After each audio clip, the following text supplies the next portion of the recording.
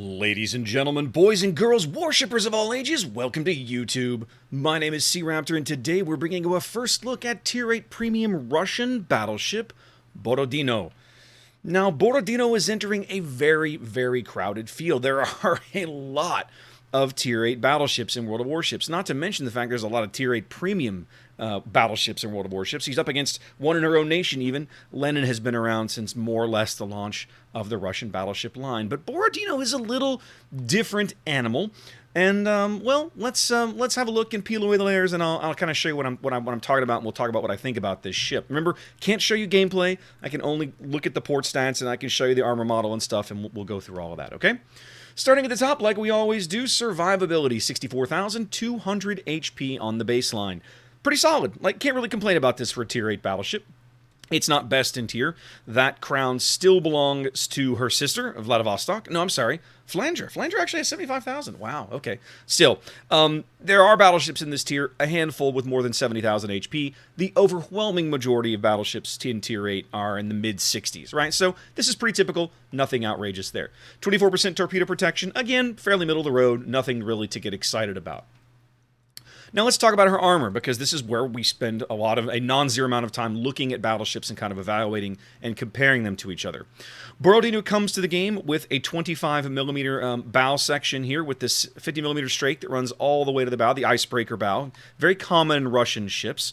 Graduates back to a 100mm section here, and then she has a 220mm belt. Now this is not amazing, right? There's a lot of Tier VIII battleships that have significantly more belt armor than this. So we'll have to keep our eyes open and see if there's something else that maybe helps makes up for this a little bit. One of those things is going to be her turret layout, and we'll talk a little bit about that more in a minute. Belt continues back here. It tapers to 50 before you get this additional reinforcement, this 200mm section over what is presumably the steering gear. You see it there right above the rudders, so that's where I'd expect the steering gear room to be located. She's got a 50mm deck, which is nice. Again, when you're dealing with quote-unquote traditional, non-German HE shells falling on your deck, you will be able to shatter some of the heavy cruiser HE shells. I'm looking at you, say Baltimore, for example. So that's nice. I doubt this is enough protection to shrug off AP bombs, and it will of course continue to shatter implacable bombs, probably indomitable. I think the big Lexington HE bombs on in this tier will still pin this. So she'll take good solid HE hits from a Lexington, for example. One thing I do want to point out, and we'll talk about this real briefly while we're here. Borodino is a French kind of style with the turret layout. All of her main battery turrets are forward. These two triple-barreled turrets that she has forward of the superstructure is it. These turrets you see back aft, these are secondary guns. So, when I see a battleship like this, I immediately think, all right, well, what does that turret armor look like? So let's spend a second and talk about her turret armor specifically. She's got a 495mm glacis plate. This is better than the glacis plate you find on Richelieu, for example, which is another battleship that suffers from this kind of turret arrangement. So the glacis is thicker by about 3 more inches, and it's also more angled. If you look at, this is probably about what do you think that is? Probably about a 60-degree angle to the horizontal, 60, 65, something like that. When you go look at the French turrets in Tier VIII, the Richelieu, for example, or even Jean Bart up at Tier IX, they have more like almost like an 80, 85 degree angle. It's almost horizontal for that glacis plate, which to me means that the French are more likely to take a full pen, take the shell straight on, and potentially get that turn-in cap. The Soviets, the Russians here, have kind of gone for a little more of an angle. This is something more like you'd see on the Iowa-class ships, for example, to, yes, you've got a lot of armor here, but we're also hoping for the ricochet, trying to bounce that off so that we don't hopefully take the turret-in cap to go along with it as well. So that's something to be noteworthy and something you want to keep in mind when you're driving this ship, because all of your firepower is up forward. Preventive maintenance and main armaments modification 1 are going to be kind of key to kind of how you approach this ship, in my opinion. Maneuverability and concealment. This is where it starts to kind of look a little strange, right? Now, she's got a good amount of speed here, 31.5 knots. That's, again, like with so many things for the ship, it's not best in tier, but it's definitely on the high end, right? I'm looking at the French, of course, they're in 34, 33, Richelieu's 32. But for the Soviets, the Russians, this is the fastest ship they have in this tier.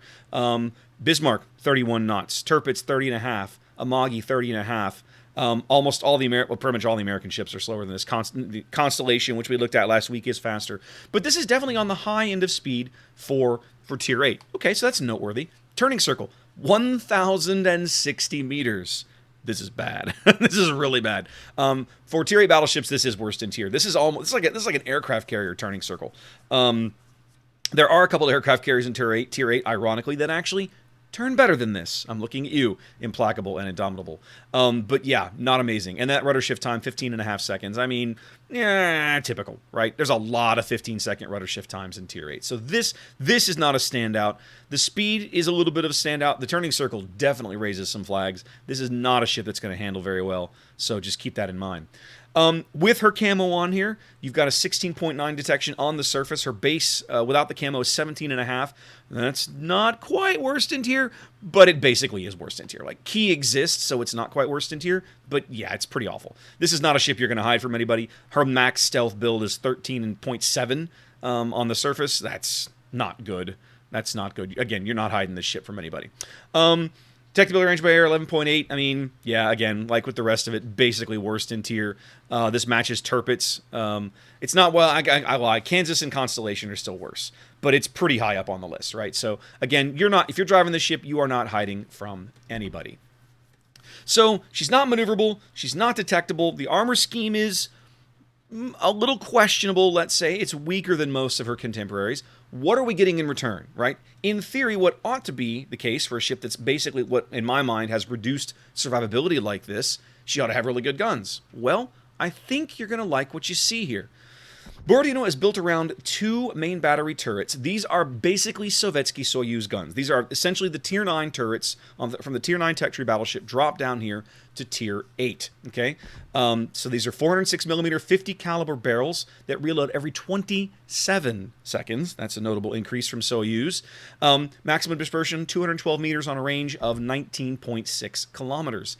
That's actually really good.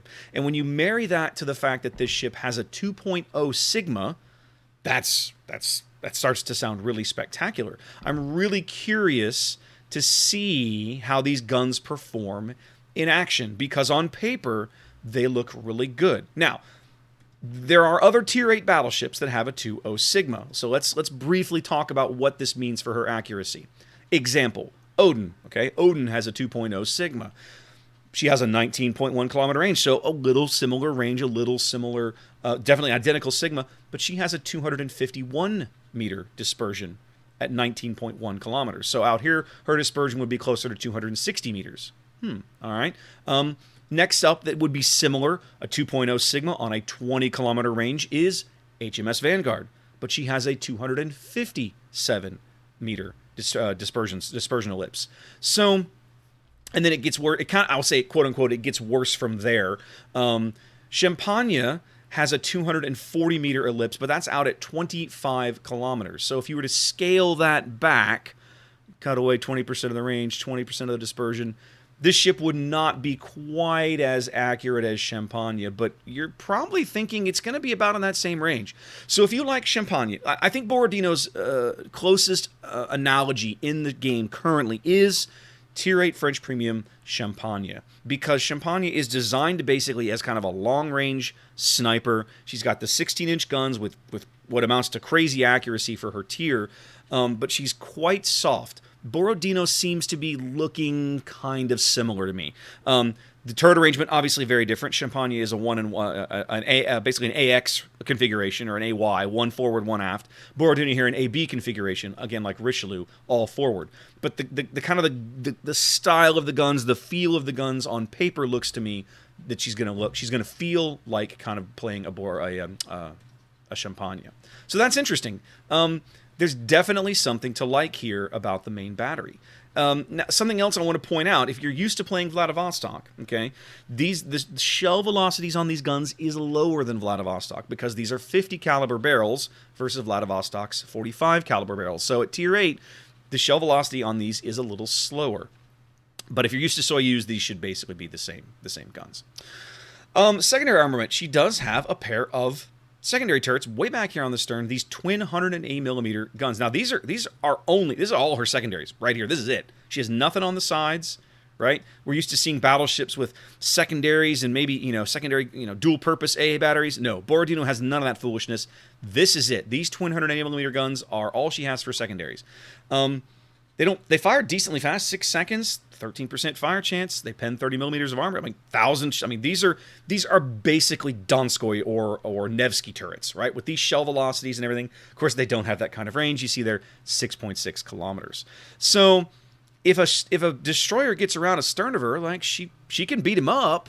It's just a question of whether or not the shells will hit because, secondary accuracy. Yay. Don't bang on a whole lot. Not a secondary battleship. This is not a battleship you want to take into close quarters. That will probably not end well for Borodino. Last but not least, let's have a look through her AA defenses because if she's going to hang back at long range and play sniper, this is relevant. Starting with the flak, 2 puffs at 1820 damage a pop. Now, number of puffs goes, that's terrible. That's 2 is just bad. You really, really want more flak, especially for a ship that's likely to be operating more or less independently. When you play a sniper battleship kind of like this, she's going to more or less probably be hanging back on the H line, the I line, the B line, whatever. And that makes her a little bit of an attractive target for certain carriers. You're going to want to be able to defend yourself. Already, things are looking a little dodgy here. Not a great flak department. Not great in the flak department. This continues, of course. Doesn't have a lot of long-range AA firepower. All of it comes out of those 180mm mounts are considered dual-purpose here. So that's where all of her long-range AA comes from. You see there all of 42 DPS. That is terrible. That's terrible. So Borodino is not a ship that's going to stop a strike coming in. Like, that's just not going to happen, okay? Once these planes get into her middle range, and you see the mid-range starts at 4 kilometers, so that's nice. Most mid-range auras in this tier start at 3.5, so she gets a little bit of a leg up here. Then we start to kick in with the 57mm mounts. Things get a lot better. She starts to be able to put some serious damage and some serious hurt on these planes. She backs that up with some 25mm mounts here. So her mid and short range aura is actually pretty respectable, but her long range aura and her flak are just terrible. They're not going to dissuade anybody. A tier 6 carrier will not be dissuaded by this long range aura. Trust me, I've played enough Furious to know. Okay, so AA wise, at long range, things look pretty bad. Closer in when the carrier tries to push in a strike, which by the way, they're going to get the strike off. They're going to take losses for doing it. So something to keep in mind. All right, so let's have a look at her consumables, kind of round things out here. What stands out over here? Well, for starters, Borodino does not get the restrictive Russian damage control party that the tech tree battleships get. She has a very traditional 15-second DCP here. That's good. She's probably going to need that. She has a standard battleship heal here. Nothing fancy here. And then she comes with radar. Now, this is a very interesting choice, I find. This means that a lot of people are going to look at Borodino and go, oh, she's like Missouri. Nah, don't kid yourself. Missouri, in my mind, is still a proper battleship. Borodino is kind of bordering this weird line between battlecruiser and battleship, right? This is not a ship that I think you want to have up at 12 kilometers from an enemy destroyer, because probably 4 or 5, 8 kilometers behind that guy is a battleship that can make your life miserable because you're not super well protected. Particularly if he can get your flank. If you're bow on him, you're snuggled up to an island, you're stationary, you're playing this ship like a Stalingrad, okay, maybe there's something to be said here. I don't know. But this is standard Russian Tier 8 radar. You see their 12-kilometer range, 25-second duration, and so on. So, yeah, I don't know. Borodino's an interesting little boat. I think maybe they've...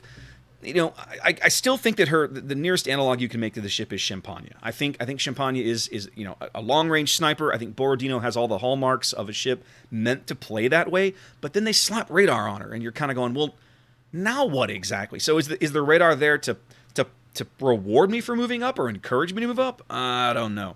But anyways, we'll see how she goes in testing, guys. Maybe she'll survive, maybe she won't, but that's our first look at Borodino. Hope you enjoyed that. Watch your hands, be safe, and I'll catch you next time.